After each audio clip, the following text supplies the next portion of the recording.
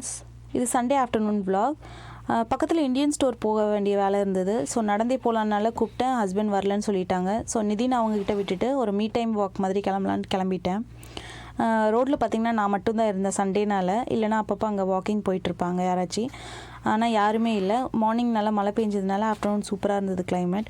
Just அங்கங்கே birds கத்துறது, காற்றடிக்கிற sound ரொம்பவே சூப்பராக இருந்தது. நான் நடக்கிற சவுண்ட் மட்டும் தான் எனக்கு கேட்டுச்சு. ரொம்பவே என்ஜாய் பண்ணேன் ஆக்சுவலாக இந்த வாக்கு. உங்களுக்கும் இந்த சவுண்ட்ஸ்லாம் கேட்கும்னு நினைக்கிறேன். ஹெட்செட் யூஸ் பண்ணி இதை நீங்கள் கேளுங்க, ரொம்ப நல்லாயிருக்கும்.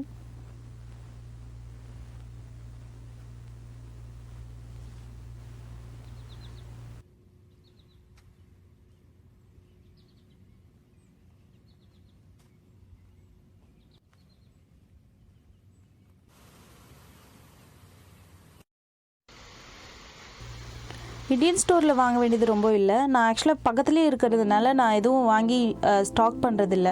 என்ன தீருதோ அப்பப்போ அது மட்டும் போய் வாங்கிட்டு வந்துக்கிறேன்.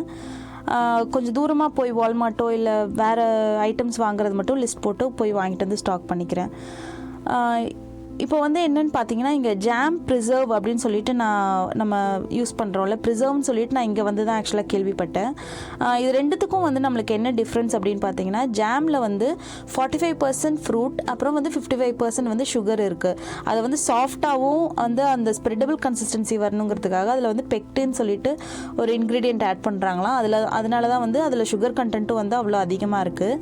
அப்போ தான் வந்து நம்மளுக்கு அந்த தண்ணி மாதிரி ப்ரெட்லேருந்து ஒழுகிட்டு போகாமல் நம்ம நல்லாயிருக்கும், பார்க்குறதுக்கும் நல்லா அட்ராக்டிவாகவும் இருக்கும், கொஞ்சம் திக்காகவும் வரும்.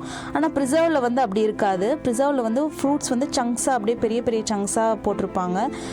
அப்புறம் ஜாமில் வந்து நம்ம பியூரியா மாதிரி யூஸ் பண்ணுறோம். ஆனால் இதில் வந்து பியூரி கிடையாது. ஹோல் ஃப்ரூட்டை வந்து சுகர் சிரப்பில் கொஞ்சம் இது பண்ணி அப்படியே எடுத்து சாப்பிட்ற மாதிரி சாப்பிடுவாங்க. ஸோ ஃப்ரூட் வந்து இதில் வந்து நம்ம அதிகமாக சாப்பிட்ற மாதிரி இருக்கும். அதுதான் இதுக்கு ரெண்டுத்துக்கும் எனக்கு புரிஞ்ச டிஃப்ரென்ஸு.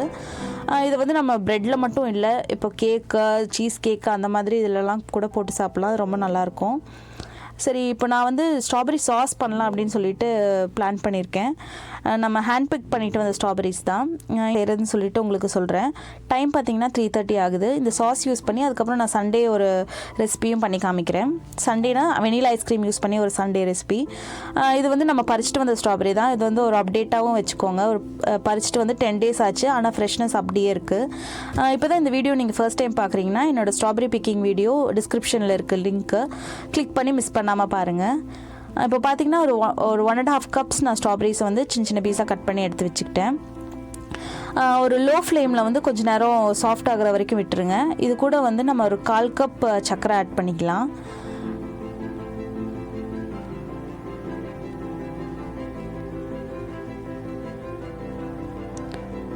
சர்க்கரை ஆட் பண்ணோடனே நல்லாவே தண்ணி விட ஆரம்பிச்சிரும். ஒரு லிக்விட் கன்சிஸ்டன்சிக்கு வந்துடும். இது கூட 1/2 apple ஆட் பண்ணுறேன். ஏன்னா ஒரு நல்லாயிருக்கும் இந்த டேஸ்ட் ஆக்சுவலாக இதில் ஆப்பிள் ஆட் பண்ணுறப்போ, அதுக்காக தான். நல்லா ஆட் பண்ணிவிட்டு கொஞ்சம் நேரம் சாஃப்ட் ஆகிற வரைக்கும் விட்டுடலாம். இந்த மாதிரி கொதிக்க ஆரம்பிச்சிரும், நல்லா தண்ணி விட்டுட்டு கொதிக்க ஆரம்பிச்சிரும். ஸோ இந்த டைமில் வந்து ஒரு மேஷர் வச்சு நம்ம நல்லா மேஷ் பண்ணி விட்டுக்கலாம். ஏன்னா நம்ம சாஸ் மாதிரி பண்ண போகிறோம், அதனால.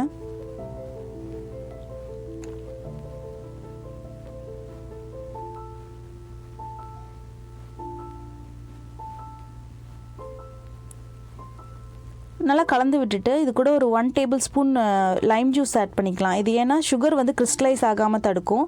ப்ளஸ் நம்ம சுகரும் அந்த ஸ்ட்ராபெரியில் இருக்க புளிப்பும் வந்து பேலன்ஸ் ஆயிரும். அதுக்காக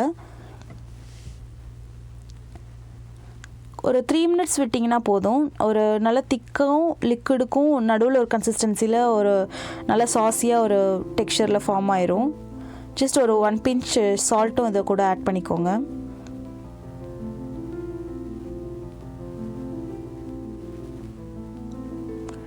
இந்த ஸ்டேஜில் எடுத்துகிட்டு நீங்கள் தனியாக கூல் டவுன் பண்ணி பாட்டிலில் ஸ்டோர் பண்ணிங்கன்னா அதுதான் நம்மளுக்கு ப்ரிசர்வு.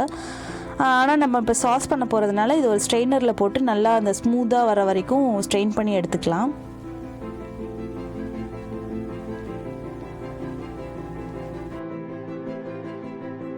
ஸ்ட்ரெயின் பண்ணி எடுத்தாச்சு. அதில் மேலே லிக்விட் அதுக்கு மேலே வரல. நல்லா ஸ்மூத்தாக இருக்குது பாருங்கள் நம்மளோட சாஸு. இந்த சாஸ் வச்சு நான் கொஞ்சம் ரெசிபீஸ்லாம் பிளான் பண்ணி வச்சுருக்கேன். ஒரு நல்ல ஏர்டைட் கண்டெய்னரில் ஃபர்ஸ்ட் போட்டுக்கலாம்.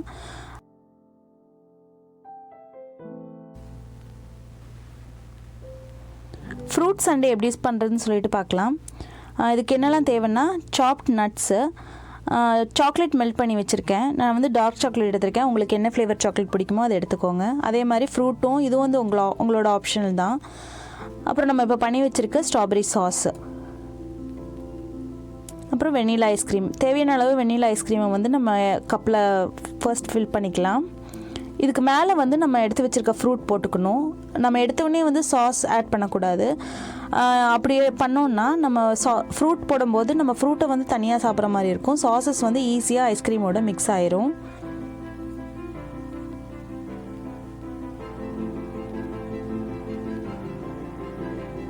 வீட்டில் குட்டீஸ் இருந்தாங்கன்னா ஃப்ரூட்ஸை வந்து முடிஞ்ச அளவுக்கு சின்ன பீசஸாக கட் பண்ணி போட்டுருங்க.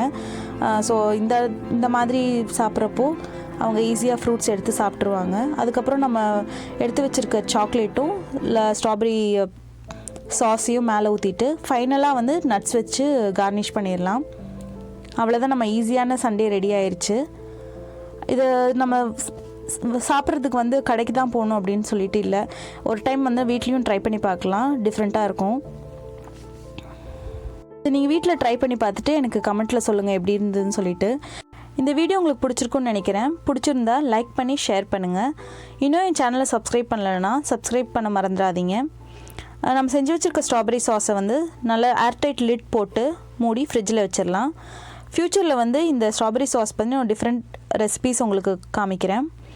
மறுபடியும் ஒரு இன்ட்ரெஸ்டிங்கான வீடியோவில் உங்களை பார்க்குறேன். அது வரைக்கும் பாய்.